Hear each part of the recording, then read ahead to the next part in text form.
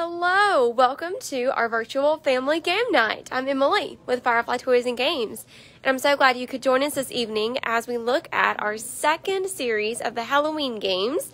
Last week, if you were able to join us, we looked at Ghost Blitz from Zach Spiel, and we had a great time trying to grab the appropriate token that was either the only one correct on the card or the one that was not listed on the card.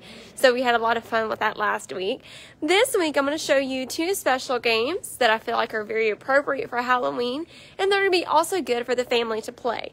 Each of them will actually play from 2 to 6 players, so it's very versatile. And so I'm going to go ahead and show you Pharaoh Gulo Gulo from Haba, and I'm going to turn this around for you. So we are trapped. Don't want to say trapped necessarily, but we have chosen to take an adventure into a pyramid. And so there's 6 of us that we can start with. We've already sent somebody back home, and I'll explain that in just a moment.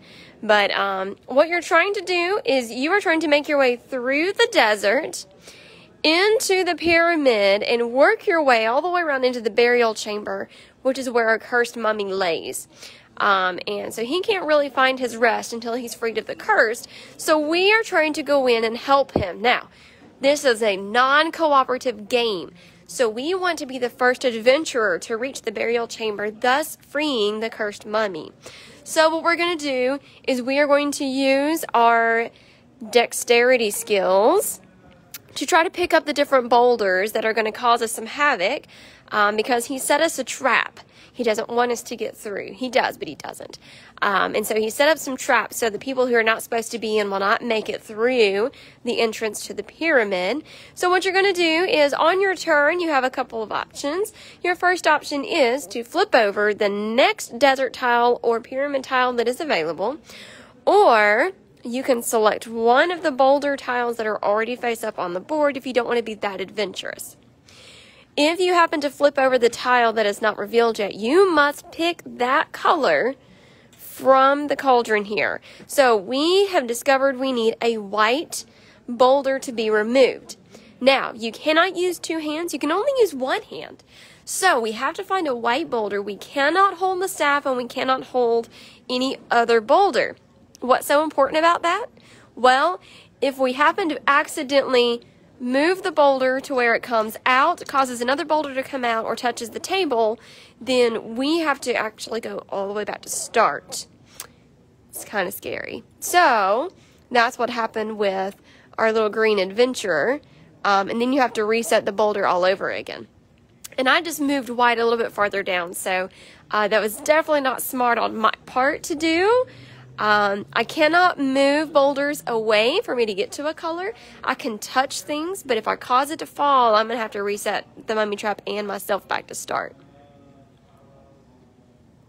Oh no, oh no. Ah!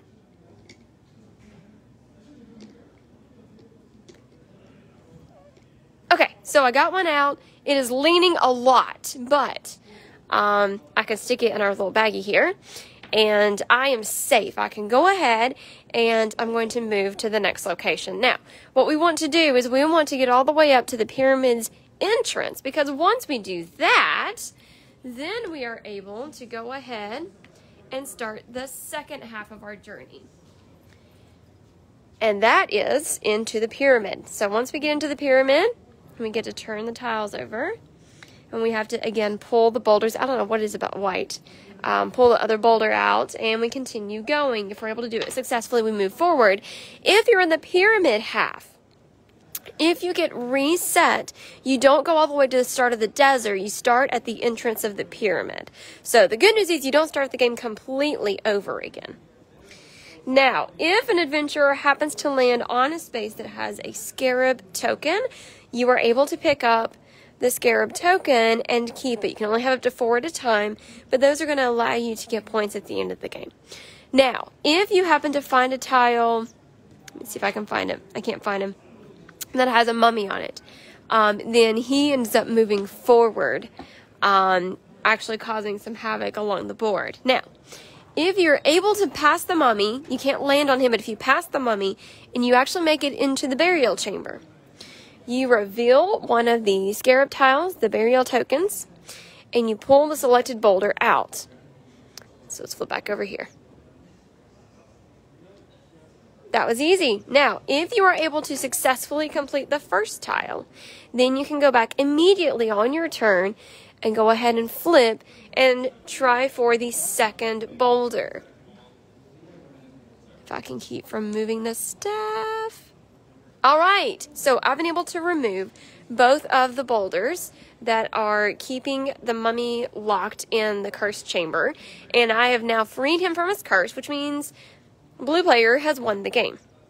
It's a very, very simple setup, and honestly, it's a really cute game to play, especially when you've got 3 or 4 people around. But again, that one is Pharaoh. Let me show you the box. That one is Pharaoh Gulo Gulo from Haba. 2 to 4 players, or 2 to 6 players, excuse me. All right, so the next one on our list is going to be Disney Haunted Mansion. This is from Prospero Hall Games and Funko Games. They work together on this one. I love the Disney Haunted Mansion ride down at Disney World, and I love the fact they came out with a game that you pretty well feel like you're immersed back into that awesome ride. So here's our haunted board here. We have different ghosts hanging around. We do have our hitchhiking ghosts, and they like to cause a lot of trouble like they normally do. And so what you're going to do is throughout the game, you're going to first of all draw an event card, and it's going to look something like this. I'll draw the one for our turn here in a second. But what's going to happen is our hitchhiking ghosts are going to move the number indicated and the direction indicated throughout the rooms. We are in the seance room currently. It's where we start the game, and we have the endless hallway that can be rotated and moved around. And so it's really fun. So if they were to move, they would give you a number and a direction, and then they get to disperse ghost cards, which is what we have laying out here. And some of them will have different effects, but most of them are going to have a point value or a set collection value, and then you're going to have an icon. So what you want to do is you really want to focus on obtaining these icons throughout the game, depending on your strategy and which cards you have. Depends on whether you want more of a variety or all the same type. And so that way you can accumulate lots of points. The goal of this game is to be the person with the most points, but there are occasions where you have to draw haunt cards, and haunt cards are going to give you basically essentially negative points at the end of the game. And whoever has the most most points out of haunt cards at the end of the game will have to discard one of their ghost types that give them the most points. So you have to be very careful as to how many haunts you accumulate. Alright, so on your turn, you're going to draw an event card. And the hitchhiking ghosts are going to move 4 spaces toward the left. So we're going to go 1, 2, 3, 4. They are back in the crypt. And in all duels, only the player who gets the ghost card must draw the number of haunt cards that they bid. There's always some effect that happens for each round that an event card is played. So I'll explain duels in just a moment because I'm going to go ahead and do that. So anytime that there is a duel that happens, only the player who gets the ghost card must draw the number of haunt cards that they bid. So it frees the other person. So once we lay all that down, we're going to actually put ghosts in the mansion. And the way you put ghosts in the mansion is you draw for the number of players playing. I just put all 6 people out, and then you add 3 to however many you're playing. So we're going to actually add a total of 9 cards. All right. And what's going to happen is starting in the room that the hitchhiking ghosts are currently at, you lay 2 cards face up. And make sure not to cover any other ghosts completely that are there so people can look at them. And then you start going in a clockwise direction, trying to put as many ghosts as you can out in as many rooms as you can. So you do 1 in each room until all of the ghosts are distributed. And there's another one. These are all technically in the crypt. There we go. And then these 2 are in this room. All right. So that one is done.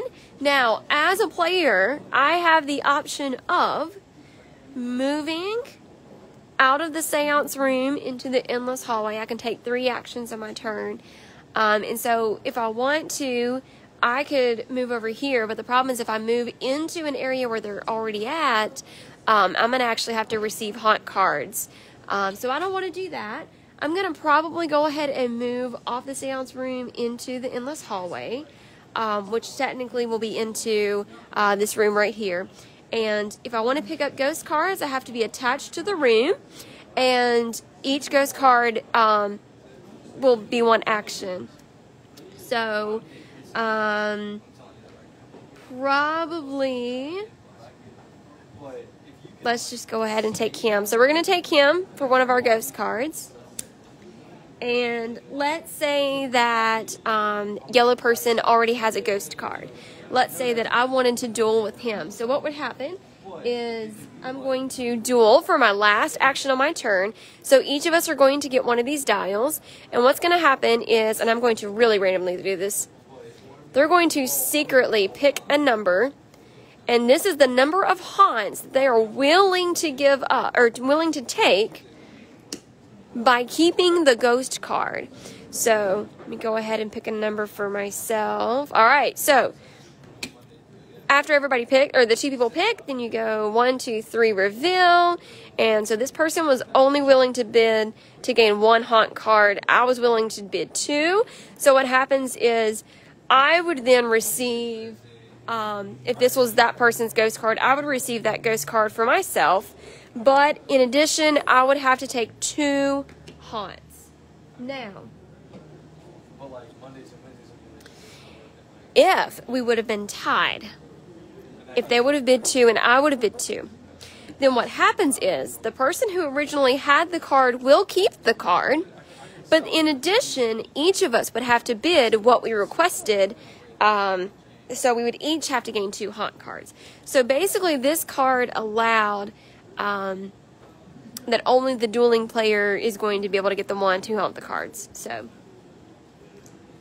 that one is done. So you're just going to continue playing until you go through all of the events. So what's going to happen is somewhere down on the events, you're going to have a final round. And you know it's pretty well within the last 3 cards.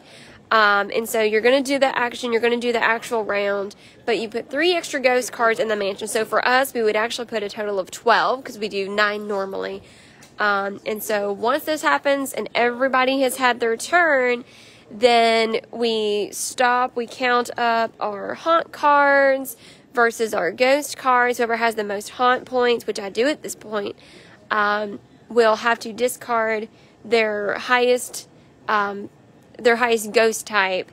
And then if there's a tie, so if I have 3 of these and I have 3 of these, I would have to discard the one that gave me the most points. So 3 of these would give me 9 points. 3 of these would give me 15 points. I would have to discard all of this type, basically losing those points. So this one is a really, really fun game. Like I said, it just, when I started looking at it and started playing it, it kind of took me back to seeing all of the frames as we go through the Disney Haunted Mansion ride. And it's just a cute little game. It's great for the family. It is nice and versatile, being 2 to 6 players. So it's going to be a great one, a great addition. It's a very simple game. Everything is laid out on the cards once you have an idea of what actions you can take, which everybody has an action reference guide here. You can move, rotate, collect, duel, discard. It's as simple as that. So the good news is it's a very simple game to play. It's very easy to pick up on. So it would be a great addition for any family game night, not just for Halloween. Well, I hope you all have enjoyed. I hope you all have a safe and happy Halloween. Hope you all are enjoying dressing up, eating candy. We've already ate some candy here. But I hope you all have an absolutely wonderful weekend. Celebrate with your families. And hope to see you all next Saturday at 5 o'clock again. Bye, guys.